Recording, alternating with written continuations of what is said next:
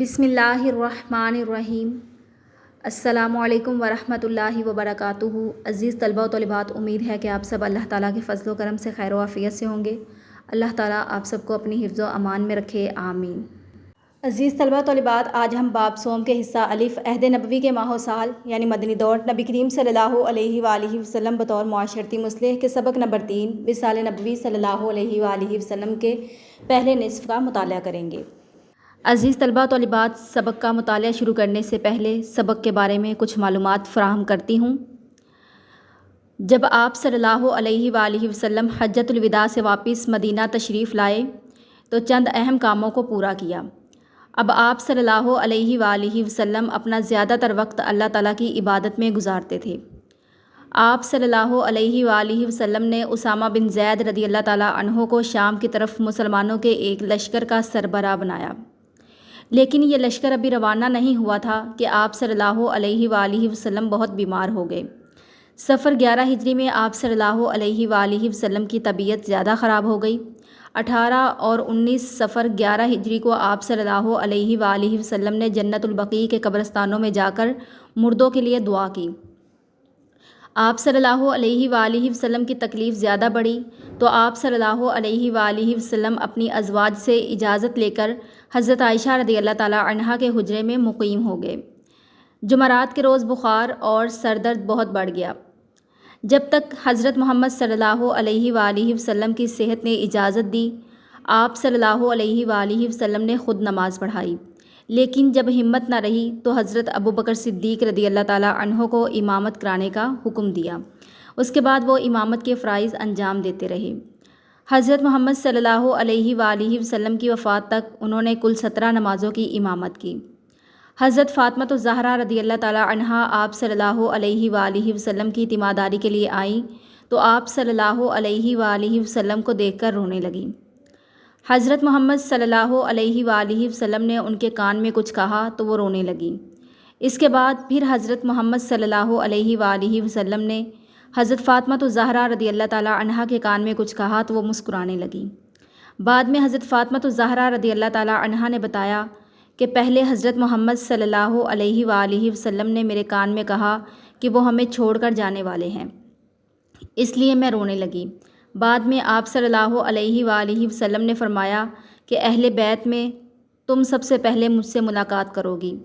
کیا تمہیں پسند نہیں کہ تم اس امت کی خواتین کی سردار ہو؟ اس پر میں مسکرانے لگی۔ عزیز طلبہ و طالبات، وصال سے قبل آپ صلی اللہ علیہ وآلہ وسلم نے تمام غلام آزاد فرما دیے۔ آپ صلی اللہ علیہ وآلہ وسلم کے پاس کچھ دینار تھے، وہ صدقہ فرما دیے اور فرمایا میرا ورثہ دینار کی شکل میں تقسیم نہیں ہوگا۔ میں نے اپنی بیویوں کے خرچہ اور اپنے عاملوں کی اجرت کے بعد جو کچھ چھوڑا ہے وہ سب صدقہ ہے۔ آئیے مطالعہ شروع کرتے ہیں۔ آخری ایام ہیڈنگ کے ساتھ ہم پڑھیں گے۔ نبی کریم صلی اللہ علیہ وآلہ وسلم نے 10 ہجری کو فریضہ حج ادا کیا۔ عزیز طلبہ و طالبات، اضافی سوال ساتھ ساتھ ہی میں آپ کو بتاتی چلوں گی۔ نبی کریم صلی اللہ علیہ وآلہ وسلم نے آخری حج کب ادا کیا؟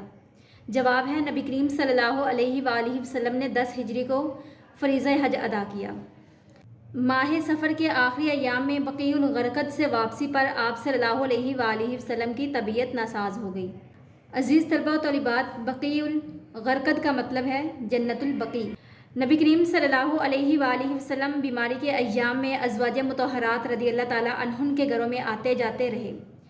سیدہ میمونہ رضی اللہ تعالیٰ عنہا کے گھر آپ صلی اللہ علیہ وآلہ وسلم کی تکلیف بہت بڑھ گئی۔ آپ خاتم النبیین صلی اللہ علیہ وآلہ وسلم ازواج مطہرات رضی اللہ تعالیٰ عنہن کی اجازت سے حضرت عائشہ صدیقہ رضی اللہ تعالیٰ عنہا کے گھر مستقل طور پر منتقل ہو گئے۔ حضرت ابوبکر صدیق رضی اللہ تعالیٰ عنہ کی امامت۔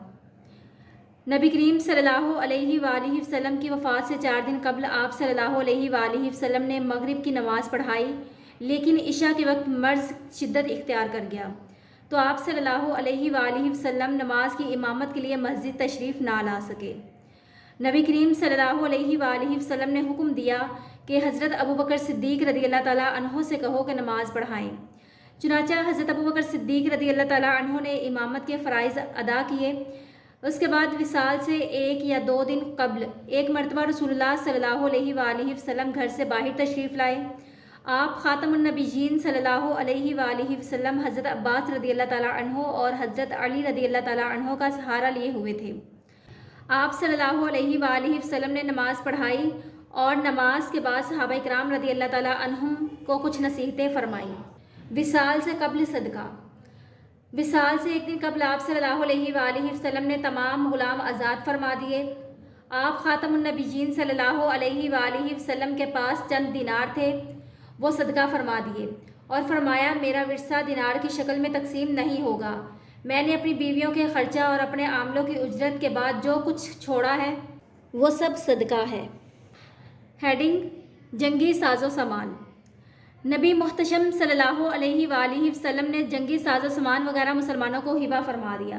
عزیز طلبہ و طالبات، ہبہ کا معنی ہے کسی شخص کو عوض کے بغیر کسی چیز کا مالک بنا دینا۔ آپ خاتم النبیین صلی اللہ علیہ وآلہ وسلم کے بعد خلفاء نے بطور تبرک استعمال کرتے رہے۔ تبرک کسی سے برکت حاصل کرنا، اور یہ چیزیں ایک دوسرے تک منتقل ہوتی گئیں۔ وصال کے دن صبح کی نماز کے وقت آپ صلی اللہ علیہ وآلہ وسلم نے اچانک حضرت عائشہ صدیقہ رضی اللہ تعالیٰ عنہا کے حجرہ سے پردہ اٹھایا۔ صحابہ کرام رضی اللہ تعالیٰ عنہم کو نماز پڑھتے دیکھا تو خوش ہو کر مسکرائے۔ حضرت ابوبکر صدیق رضی اللہ تعالیٰ عنہ امامت کروا رہے تھے۔ وہ آپ خاتم النبیین صلی اللہ علیہ وآلہ وسلم کو مصلی پر جگہ دینے کے لیے دوران نماز ہی میں پیچھے ہٹنے لگے تو آپ صلی اللہ علیہ وآلہ وسلم نے دست مبارک سے اشارہ فرمایا کہ نماز جاری رکھو، پھر پردہ گرا دیا۔ ہیڈنگ ہے لخت جگر حضرت فاطمہ رضی اللہ تعالیٰ عنہا۔ فجر کی نماز کے بعد اپنی لخت جگر حضرت فاطمہ الزہرا رضی اللہ تعالیٰ عنہا کو بلوایا اور پھر کان میں 2 مرتبہ کچھ فرمایا۔ ایک دفعہ تو آپ رونے لگی اور دوسری دفعہ مسکرانے لگی۔ بعد میں آپ رضی اللہ تعالیٰ عنہا سے پوچھا گیا تو آپ رضی اللہ تعالیٰ عنہا نے فرمایا کہ آپ خاتم النبیین صلی اللہ علیہ وآلہ وسلم نے پہلی دفعہ فرمایا تھا کہ اس بیماری میں میرا وصال ہونے لگا ہے، تو میں رونے لگی۔ پھر آپ صلی اللہ علیہ وآلہ وسلم نے فرمایا مت روئیں، میرے اہل بیت میں تم ہی سب سے پہلے مجھے ملو گی۔ اس پر میں مسکرانے لگی۔ عزیز طلبہ و طالبات، سوال ہے آپ صلی اللہ علیہ وآلہ وسلم نے حضرت فاطمہ الزہرا رضی اللہ تعالیٰ عنہا کے کان میں کیا فرمایا؟ حضرت فاطمہ الزہرا رضی اللہ تعالیٰ عنہا تعصب بھرے لہجے میں کہنے لگی، تعصب، رنج، دکھ، ملال، تکلیف، ہائے میرے بابا کی تکلیفیں۔ آپ صلی اللہ علیہ وآلہ وسلم نے اس پر ان سے ارشاد فرمایا، آج کے بعد تمہارے بابا کو کوئی تکلیف نہ ہوگی۔ عزیز طلبہ و طالبات، سوال ہے حضرت فاطمہ الزہرا رضی اللہ تعالیٰ عنہا نے تعصب بھرے لہجے میں کیا کہا؟ جناب رسول صلی اللہ علیہ وآلہ وسلم کے سامنے لکڑی یا پتھر کا پانی سے بھرا ایک برتن تھا۔ آپ بار بار اپنا دست مبارک پانی میں ڈالتے، چہرے پر ملتے اور فرماتے، لا الہ الا اللہ، بلا شبہ موت کی بڑی سختیاں ہیں۔ عزیز طلبہ طالبات، آپ نے باب صوم کے حصہ الف عہد نبوی کے ماہ و سال یعنی مدنی دور، نبی کریم صلی اللہ علیہ وآلہ وسلم بطور معاشرتی مسلح کے سبق نمبر 3 وصال نبوی صلی اللہ علیہ وآلہ وسلم کے پہلے نصف کو اچھے سے ذہن نشین کرنا ہے۔ دعاؤں میں یاد رکھیے گا۔ اللہ حافظ۔